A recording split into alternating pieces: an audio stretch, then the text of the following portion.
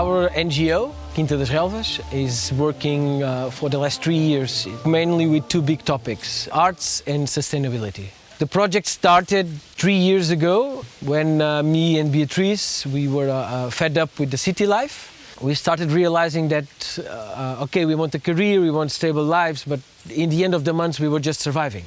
We tried to find other ways to approach life. So we came here to the farm, we created the project, we created basic infrastructure for hosting groups at the farm. So we got a grant to organize an activity.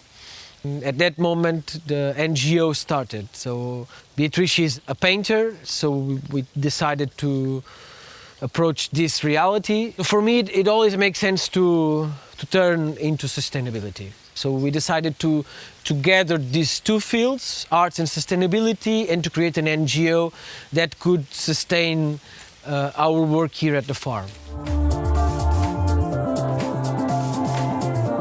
If you think about sustainability, well, as I see it, you should consider three major factors. The ecological, it's the most obvious one.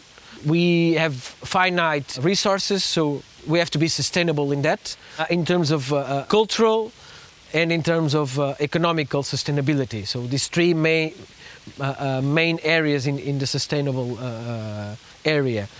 The hostel, it came as a strategy for us to get funds to use in other areas and to support the NGO. And at the same time, the interesting part is that the hostel also serves as educational purposes. More than 70% of people that come to stay with us, they heard about sustainability, but when they look at the dry toilets, for instance, the compost toilets, they are like, what? Did you go again to the 19th century?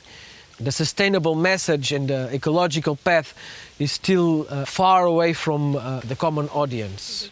So it also serves educational purposes. The small houses that we have here, we call it eco tiny house.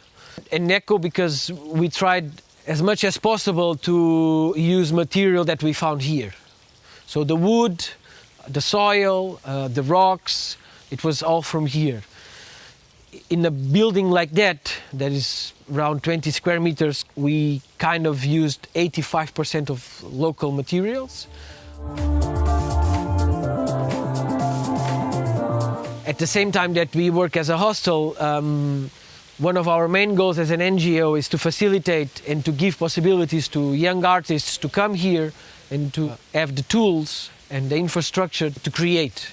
So the creation process is very important for our NGO. It's not easy for youngsters to have the infrastructure to create. Sometimes you need support from others, people to believe in you, for you to develop your own ideas. We decided we could integrate this potential of youngsters and to have it here at the farm and to create like this kind of crazy atmosphere. Yeah, more or less that's our vision, let's say. Ecological transition is mainstream right now.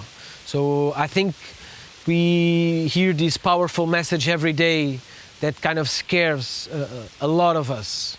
So what is happening the day after tomorrow? So we focus the main 3 years of gaining infrastructure for us to work and to be able to tackle all of these challenges and to be more sustainable. For the next years, our strategy is to become as much as possible a zero waste farm.